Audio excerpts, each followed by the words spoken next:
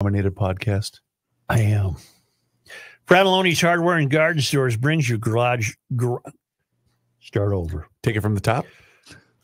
Fratelloni's Hardware and Garden Stores brings you Garage Logic podcast number 1286, April 12th, 2024. 88 degrees on this day last year. I don't recall that. I do remember that. It was beautiful. Got rid of all the snow we got probably over April Fool's Day. At 12 degrees in 1962 on this day, and on this day in 2020, almost 7 inches of snow. We're not worried about snow right now, the weekend weather forecast. I bet you some kids will try swimming this weekend. I would not advise it. The water's still cold, but if you want a lake home or a swimming hole on your property, get a hold of the people at Aquaside, a White Bear Lake company that's been keeping lake shores free of weeds and algae for more than 60 years with a complete line of lake and pond control products that will take care of everything. Aquaside products are easy to use, they work quickly, and they're registered with the EPA and DNR, so the fish are safe. So is Little Billy. Don't let the weeds overtake your lake. Little Billy. Call Aquaside today and describe your problem. They'll get you the correct products. Call Aquaside at 1-800-328-9350 or go to aquaside.com, and it's Aquaside that brings us the ice outs. And as you get near mid-April, the ice outs are plentiful. Minnetonka went out on this day, April 12th, in 1908, 1927, 1943, 1954, 1955, and 2003. White Bear Lake went out on this day in 1949, 1959, and 1985. You getting all this, Shawn? Indeed. Hail the flashlight king. And now, from the mayor's office above the boathouse on the east shore of Spoon Lake, it's Garage Logic with Chris Reavers manning Technology Corner, Kenny Olson from the Krabby Coffee Shop, John Heidt in the newsroom, and of course, the Rookie. Here is your flashlight king, fireworks commissioner, and the keeper of common sense, your mayor, Joe Sushiro. Yesterday we did part 1. I became fascinated with a woman named Zayab Mohammed who won her first ever attempt to win an office to represent District, is it 63? Yes. District 63 in South Minneapolis. She's a state senator. She won 85.8% of the vote. She won 39,063 votes. And a guy named Shawn Holster won 6,449 votes. 14.2%. Shawn Holster is with us. Who are you? I am currently the chair of the Minneapolis GOP, which up until 1 year ago on the 25th did not exist, the Minneapolis organizational unit. Previous to that, I ran against Zainab back in 2022. Right. And previous to that, woodworker, cabinet maker, finish carpenter, handyman. Right. Born in St. Paul. Yep. Briefly. But then moved to New Orleans. Moved to the entirety of the continental United States, Really? traveling with my family, building factories. Okay. Wow. Yep. And your biological dad, who you didn't meet, was a roadie for Cheap Trick. Yes. I'll be damned. Yep. A year or two before they became Cheap Trick. So he didn't go to Live at Budokan with them in Japan. No, All no, right. no. So he was working with Norm Coleman, huh? Oh, no, that was 10 years after. Shawn, Yes. and you live in South Minneapolis. South Minneapolis, Nokomis. Do you have a area. family? Just a wife. Okay. Just a wife. How old are you? I am 54 years old. 54. And was 54. this your first attempt to win a political office? Yes, And why did you take that upon yourself? because nobody else was willing, ready, or able to do it. And I saw who the opponent was. And about a week before the filing deadline was coming up, filed because nobody else was going to do it. So I should. You might as well, this is no slight against you. This turns out to be true of all the precincts in Minneapolis. They were overwhelmingly won by DFLers, but you might as well have been invisible. Oh, absolutely. Why? What is going on? That's why you're here for part 2 today. Why did she get 39,000 votes? Name recognition, organizational affiliations, and being very well tapped into the DFL. She was the handpicked successor of Patricia Torres Ray, via Keith Ellison, via her communications directorship with CARE Minnesota, Council of Arab or American Islamic Relations. Aida Leeds is another organization she was very heavily involved with. It's a lot of digging. It's a lot of it sounds conspiratorial, but I would imagine much of it's not conspiratorial. No, it's not. I can show it all on paper. Right. She was very, very well tied in with the activist class. The big problem historically is that Minneapolis has become an activist training ground and playground to build the DFL bench here in Minnesota, but also it's a national thing. You said she had name recognition. How could that be? No one's ever heard of her. Yes, they have in the activist community. She was very much an advocate for Black Lives Matter. I listened to yesterday's podcast. You had mentioned in a face mask and everything else. Right. That was directly preceding the George Floyd riots, or either just before or just after. She was a vocal advocate and self-proclaimed participant as boots on the ground in that whole nightmare of a week. Why was she selected by her betters? What did they see in her? In other words, she was recruited.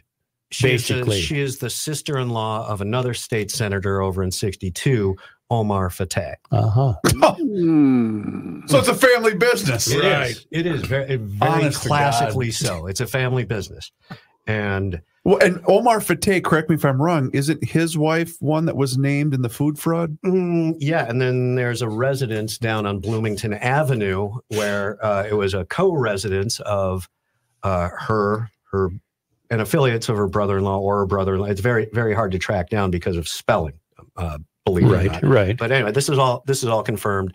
And at the time, the same residence as the one gentleman who was convicted for 2 counts of perjury, not elections fraud, but perjury, related to questions of voter fraud in 2022.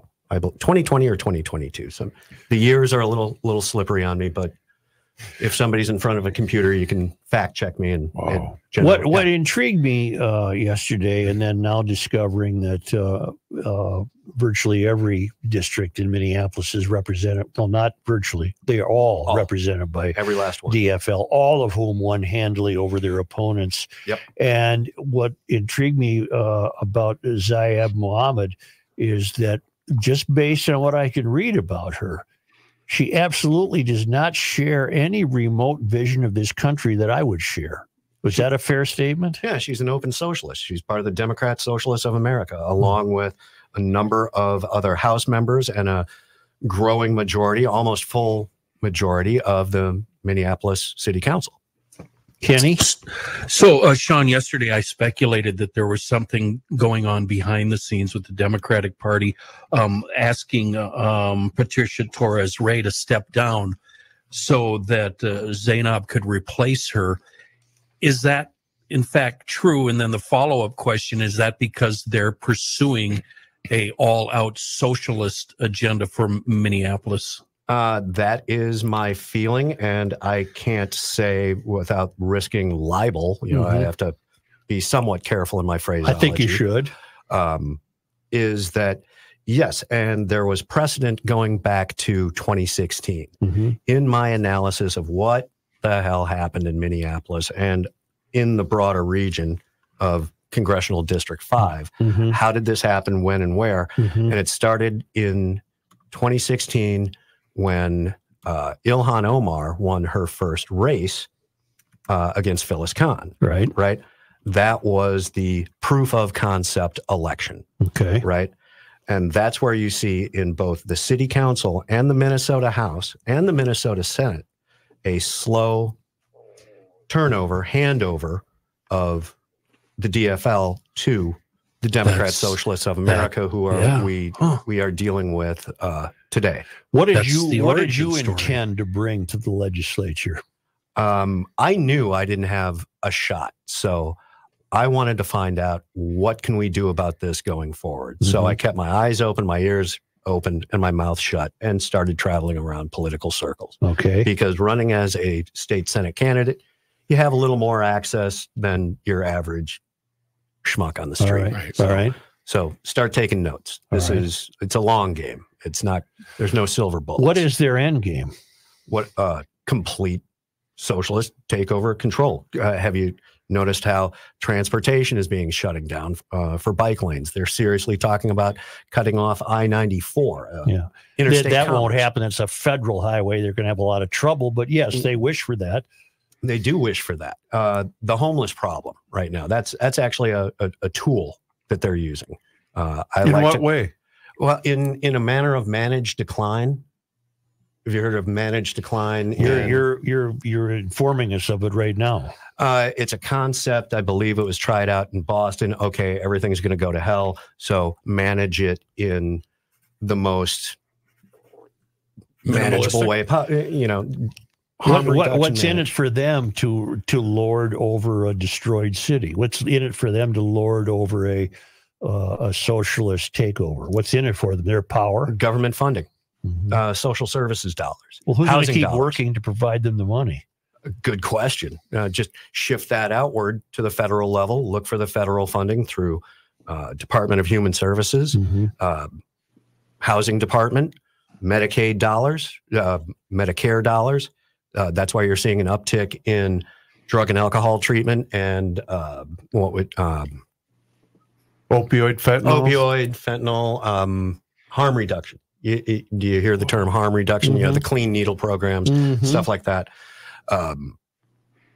That is, in my mind, that is going to be the next feeding our future scandal. But if they put the owner of the Acme Nut and Bolt Factory out of business, or attempt to make his regulatory burden so significant, he'll go out of business and their money's going to dry up. Right. Well, then now you also have a 6-story, 5/1 housing boom, development boom, right? I see it right along Hiawatha Avenue, right in my neighborhood, right in the 3rd precinct. You see them going up everywhere. Well, that's 20% subsidized housing for all of those units, right? Then you also have a drop in property values, right? So there you have housing development, federal housing dollars. And how do you pay for this? Well, federalizing it, like the Affordable Care Act. I mean, they're strategic models. They all sound unrelated, and taken by themselves, yeah, they are unrelated. But it's a finance model, a business model, to then, okay, that increases your density. Okay, we have a border problem right now as well. Okay, how many more years until the census? Then you have gerrymandering and redistricting, right? And before we get to what can be done about it, before we get to what you discovered in your noodling around, one of the other things that intrigued us yesterday was Ziab's quote about the Republicans merely wondering if they discover someone living in their property, they want a faster means of getting rid of that person. And the Democrats blocked that request, even though it's on law now that you can use force, apparently, to get somebody out of your house if you have to, the Castle Doctrine. But her quote was, well, she wouldn't go along with that. And her quote was something to the effect that just because you don't have the documentation, you're not less human than the person owning the house. And that set off alarm bells in my mind that her view of America doesn't exist. My view of America is you have to work to get the money to put a down payment on a house. Then you have to maintain it and earn it and provide for your family. And she's just saying, well, anybody should be able to own that house, or anybody should be able to live there. And I was just wondering if that's part of the long game too. Absolutely. Weaponized benevolence, being more compassionate than thou. That, I mean, I'm old enough to remember that, yes, squatters, you had some violence coming at you as I'm removing you from my property.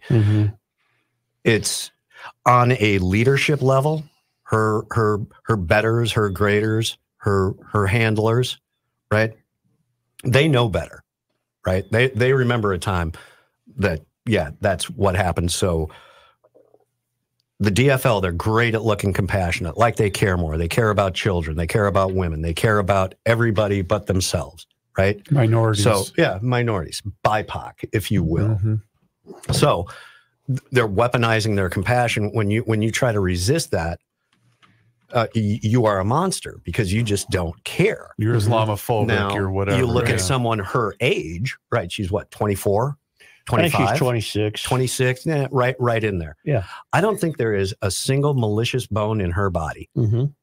I don't think she knows any better. I don't think this young generation of socialists know any better. That's a good point. I do not slight them for any ill motive. They've never been shown any other way. They've never been taught any other way.